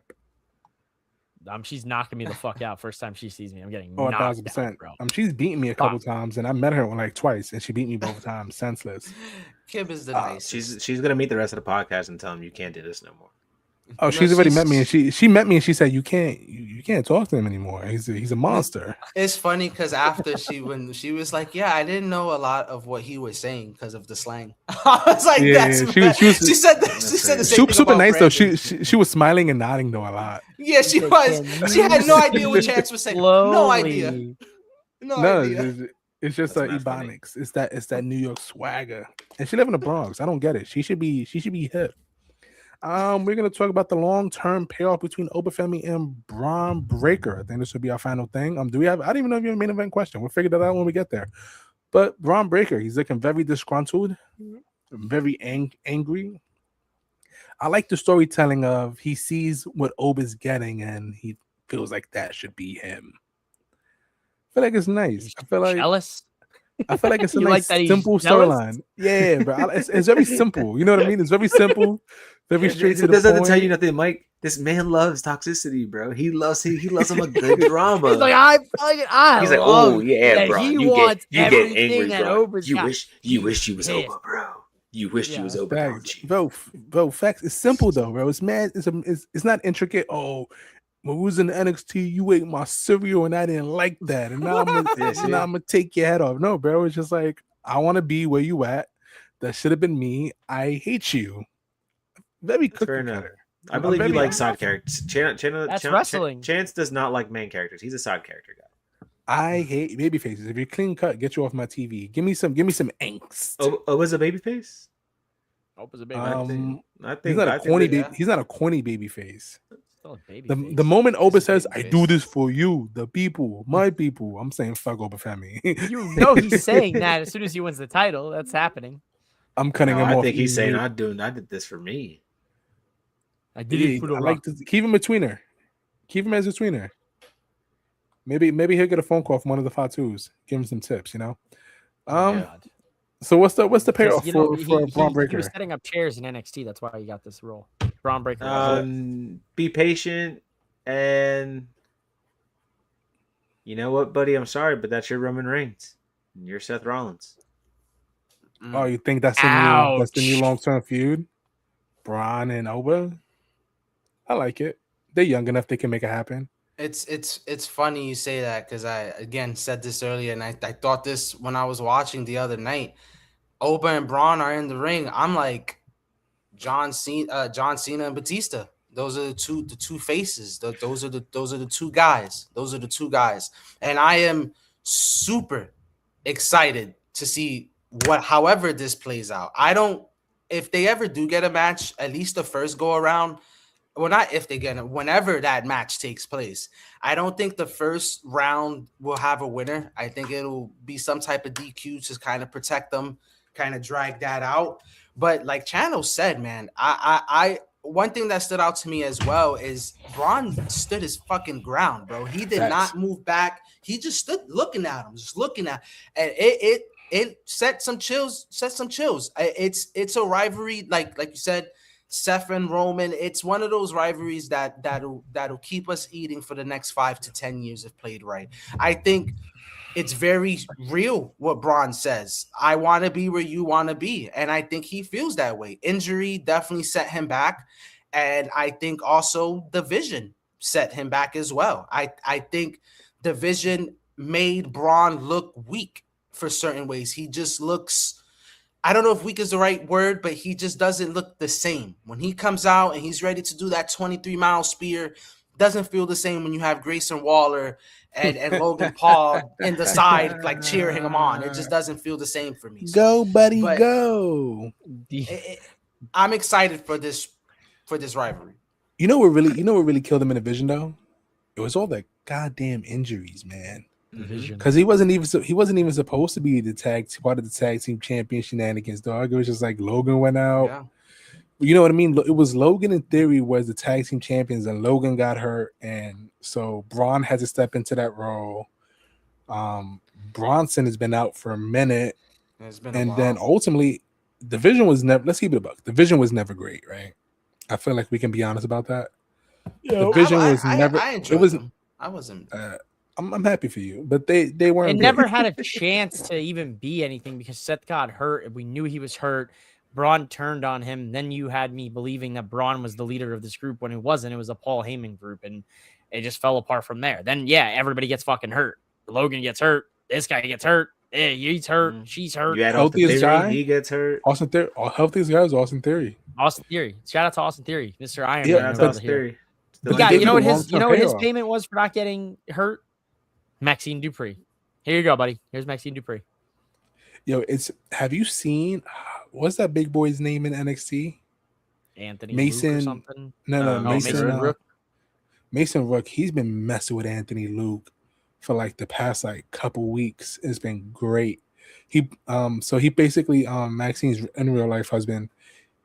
He put Mason Rook chasing a car. He's like, keep flipping them burgers, buddy. And he's like, oh man, I just want to say thank you so much for lending me your chair. And it's just like the cuck chair in a hotel. I was like, this is great banter. Real wrestling right there, brother. Marcus, do we have a main event question, or can I launch my main event question? Because I do want to end the show with this question, but I can save it for next week if you have one. So ask your question. Do you know the Muffin Man? Now I'm messing with you guys. I want to talk about Dom. Dom? I can do the whole monologue right now. Please don't trigger me. The Muffin Man. The one who lives on Drury Lane. I have a question that I do want to get your y'all's thoughts on, but we can talk about Dom. Oh, my fault. I got so. You see, he triggered me. It's not my fault. It's because Ram's not here, and we could banter on Kenny Omega. Nah, leave the Kenny question for next week, because if Martin's gonna curse us out and he's a really nice guy and he just plays an order for me. Are you sure? Because all right, I just want to say yesterday, bro, Kenny had me dead, bro. What did he say? I have to rewatch Dynamite. Those guys were gonna help you. Yeah, my man can't cut a promo to save his life. You can be the greatest wrestler in the world, dog. I don't know what you're doing when you get on the mic. I don't know who's telling you to go out there and do these things. But don't do that, Kenny Omega. Don't do that. My man's just listen. Because I'm not gonna lie, it's corny, and it makes it's just corny. It's just corny. I don't like the way the man cuts his promos. It's corny. It's rough. I'm not too big on his promos. I never thought it was a good promo. I see my man's running out in $15 Nike shorts and Red Octobers, and I knew he was a cornball deep down the side. He's probably mad cool though. I got a terrible main event question for you. Wait, can I launch mine before we do all this stuff? I want to talk about Dom. No, this one's just funny. Hold on. Who's a better promo, Kenny Omega or Jey Uso? Jey Uso, because it's hilarious. And he has like catchphrases that you could. Jay's a way better promo when he's not saying yeet and kill shot, warning shot. Yeah. Solo's hilarious, by the way. Wow. But I love Solo. Solo has became my favorite. He's like, are you guys okay over there? Nah, but I want to talk about Dom. I want to talk about the duality of Dominic Mysterio. Duality. Booked like a world champion on AAA. Big word for you. Do it. Jesus Christ. Listen, I want you to know New York has a great education system, okay? I want to talk about the duality of not Rey Mysterio. You see, you fucking me up. Dominic Mysterio. He's over here losing to Danhausen on the main roster on WWE Raw. And my man's just booked. My man's just booked and busy on AAA. My man's has a manager. He has Omos as a bodyguard. Two different worlds. Two different worlds, but in both worlds, he still has a live.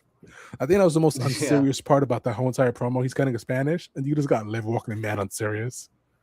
He's like, I gotta go. Basically in Spanish, and he just takes off. And it's just wacky to me because it's like, if you don't want to book him as the main event scene on Raw because you want to do the illusion that AAA is under like SmackDown and Raw, fine. But make my man win some mid-card matches, dog. Like, you know what I mean? Like, he was doing such a great run. Like, because Dom first started on Raw, not winning his matches at all. He needed a lot of help by a lot of different people to win matches. And then he started lying, cheating, and stealing his way to wins. I was like, oh, this is great natural progression. You know what I mean? Mm-hmm. I'm like, this is great. He's great scenes. And then he faced John. And I'm starting to think that maybe he shouldn't have beat John Cena at Survivor Series. Because you can kind of mark that date and time and go, this is when it goes downhill for Dom. Because after that, he gets hurt. Doesn't defend the Intercontinental Championship for like, I think, a month and a half because he's dealing with injury. He lost to the Penta. Cool. It was time to lose the strap anyway. He should have never had the gap in his reign, but two-time Intercontinental Champion. Mm-hmm. He loses to Finn Balor at Mania. Finn Balor proceeds to do nothing with that at all on SmackDown. Very true. He ends up not wrestling for a while because Judgment Day is in a feud with Danhausen. That it goes absolutely nowhere. He faces him for Money on the Poles match, and you get a whole bunch of Mini-Housens and Brad Williams. That was actually pretty dope. And then is this a question or no? I just want you to. I'm running through it for the viewers who don't care about Dom Mysterio how I care about Dom Mysterio. You know what I mean? Because I treat Dom Mysterio like he's my long lost cousin. I swear to God, bro. Think about it. You met Dom Mysterio 20 years ago at a family reunion, and you haven't seen him since, and now your little cousin's on TV. Aren't you proud of your cousin being on TV? I'm proud of my cousin. Depending on which cousin. Very proud. True, He's not telling you how to get there though. Yeah, nah, you not he, get the call. Okay. No, I can't. Unfortunately, I don't have his cousin. You know, when you got cousins with money, they're a little bougie. So my question to you is, how do you fix the duality of Dom Mysterio? If you can fix the duality of Dom Mysterio. You got to take him out of the Judgment Day. You got to take him away from Liv. I don't think Liv's necessarily the issue. I think anything that, yes, because as long as Liv is chilling with those girls and they're all doing the Judgment Day stuff, he will forever be tied to that. But don't you think if Liv and Dom were to split off, they can still do it on just like themselves and shit? No, because before even Liv was going to Mexico while she was hurt, he was chilling, bro. He was chilling by himself, doing his thing. He was killing it. Like you said, he was world-class material without Liv. She's not holding him back. She's not holding him back, but they when they're together, they're stuck in the gimmick. They have to they have to run that shit. They have to hype up the people that love to ship or fan relationship book these people. That's what they're right. Appeasing. We gotta get away from the name that the Dirty Dom name is like a sugar daddy. Dirty Dom's supposed to be we got to get rid of that. Let's focus on Dirty Dom being this wrestler who cheats his way to win and does the thing that a heel needs to do to get his dub. I feel like if you really want to elevate Dom, we need to move him from Liv, and we need to start really focusing on pushing him more mid-card and doing those things. It sucks when you're in a segment with Danhausen because the one thing Danhausen is going to do is suck your soul for a lot of money. Oof. Pause. You meant that. It happened. I saw that in your face. You legitimately meant that. But no, because where's the Miz at? Where's Kill Wilson? Where's Kill Wilson at? You know what I mean? They got electrocuted, bro. And it just sucks. Right now. The only thing that was saving Dom was that he was AAA World Champion. So he could dip out for a little bit. Those other guys couldn't dip out. If he wasn't AAA World Champion, who knows where Dom would be at right now? Dom didn't bring that strap out. The answer to your question is the number one thing you need to do is give Dom a mic and let him air out his frustrations on television. Let's play that game. Let Dom say it. Let Dom speak it and say, you know what? You know what I'm sick of? I'm sick of Liv. And I'm sick of the Judgment Day. And I'm sick of the way that Triple H and this company respects me. You don't respect me. I'm the king of the luchadors. I'm the AAA mega champion. I'm a 2-time intercontinental champion. Mm-hmm. I'm Dirty Dominic Mysterio. And I don't need this shit. And have him stay in AAA for a couple months. Don't you think that makes him a babyface? Make him a babyface. Get the people behind him. People already behind him. Two different worlds, AAA and WWE. Exactly. No, I remember babyface. You could even bring it back if he has no friends. He's getting jumped. Finn can come back and help him. Damian Priest come back and help him. Not even try to put him in a tackling, but his bigger brother's just being proud that he took that step to do it by himself. Have Rhea say have Rhea come back. No, you got this. Remember, you can do this. You're Dirty Dominic Mysterio. Have those mentors that were trying to teach him to do it the right way. And be like, yo, this is how to do it. They weren't and then super babyface. They weren't teaching him how to do things the right way, except Priest maybe at the tail end there, obviously. Yeah, because he was a face at the Finn end. Finn and Rhea were, very bad influences, and then Rhea, Rhea doesn't have a character designation. She's not a heel or a face.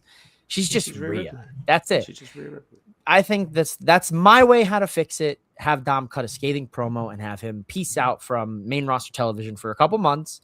which would maybe give him a little money in the bank momentum, something or other. But unrelated, I'm going to let Tano get his piece.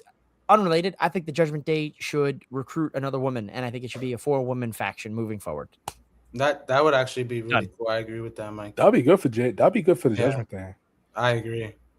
That's a proper way to kind of dismantle that. But I think to answer Channels' question, I think I have just a more simple thought process for Dom than our other two guys here. But I think you just have him not fight Danhausen, man. Like, I don't think it needs to be all this other stuff. Like, he's the AAA mega champion. He could go in the ring. He could do everything. We all know what Dom could do at a young age, over almost 30 years in the business at a young age. All right, don't forget that. Okay, but I think you just, again, instead of having him against Danhausen, again, just I'm picking names out of a hat, against a Finn, against a Royce, against somebody. See how he does in the ring against other credible wrestlers. You show Dom holding that AAA champion on a SmackDown or on a Raw, having some decent matches against those upper mid-tier guys. You get him ready towards that other level. I don't think you keep him in AAA here this way, keep him here this way. Dom should be Dom everywhere. Just don't have him against Danhausen. Just have him go against other wrestlers who can match his style, or that it'll be a unique match against. Show what Dom could do in the ring. He represents AAA in a great way. Because my thing is, and one of you guys said it earlier, if they want to make AAA look like the undershow to like small SmackDown or Raw. My thing is, if you have this collaboration, you have Taker booking the shows and Rey Mysterio as the GM, have it equal. Have Dom go against your IC champion, your United States champion. It doesn't have to be for the title. That's champion versus title, champion versus champion match, and a non-title match. See what he could do. That's what I would do. Just have him go against different guys. That's not Danhausen. As long as he's in the Judgment Day, he'll forever be Danhausen. But you could do a match where Danhausen tells him, like, you wrestle me and you win, or like you leave the Judgment Day and I'll forever not curse you. There's ways you could do it. You know what I mean? And I'm not disagreeing with what you said, but I feel like the only way for him to move on and continue on with his career is to drop Liv and drop the Judgment Day. I don't think it's Liv. I think it's the Judgment Day. And I feel like both of them will be able to survive without the Judgment Day. Because Liv doesn't need the Judgment Day. Judgment Day helps how Triple H perceives Liv and how he wants to be a heel. He loves when Liv's a chicken shit heel. I do agree. Right. But listen to what you just said. Everything you just said, you never even mentioned Dom. So he could drop all of them. No, but I'm saying Dom and Liv don't need the Judgment Day. Dom and Liv can still work together. You know what I mean?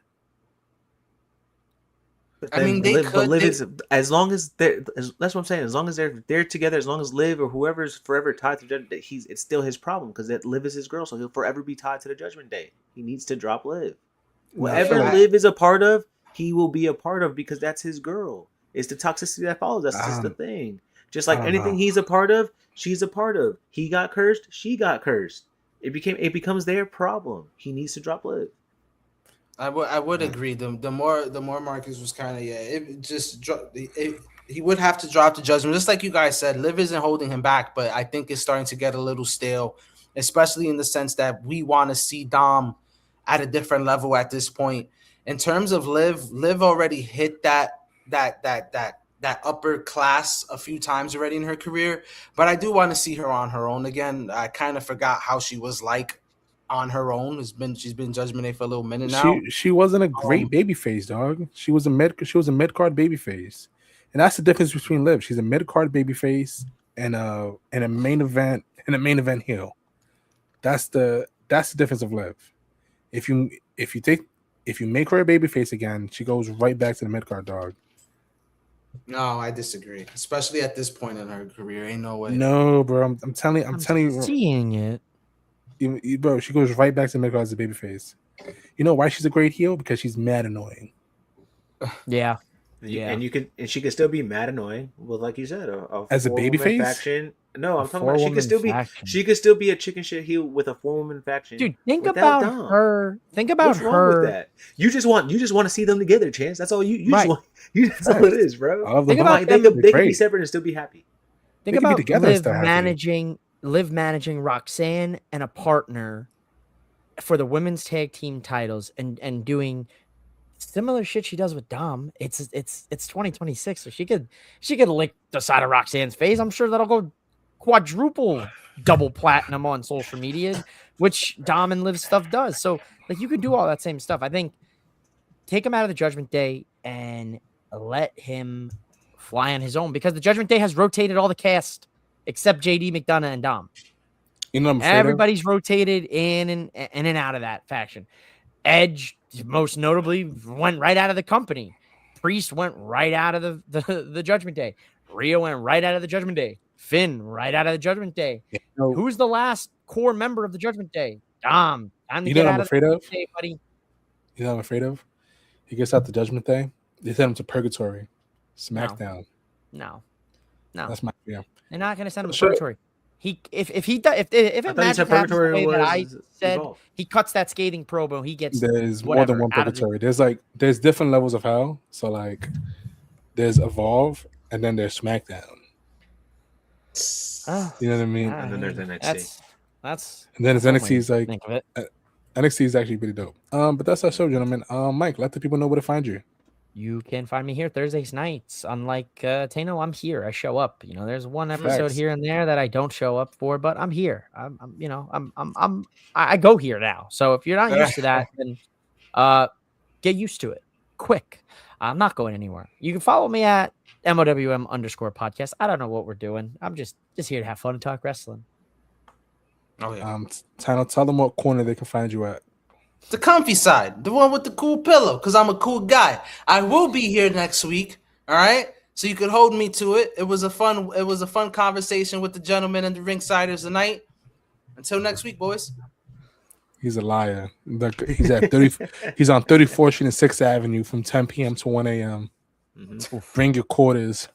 He goes to the Cross Bronx on Sundays. Facts. I only take rare copper.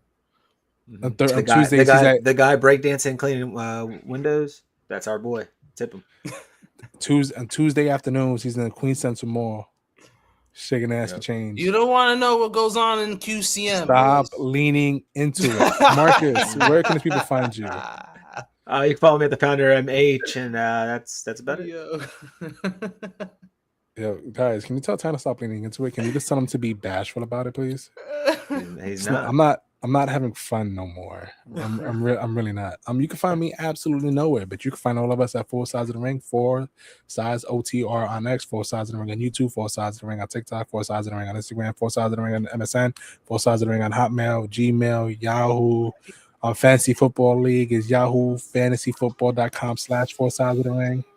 You can find us at 4 sides. Mike's house, Tino's Corner, Marcus' house, Brandon's Corner, Right.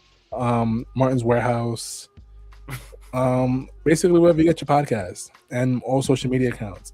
We even have a Blue Sky account. And if you're nice, I'll make you Sunday dinner one day.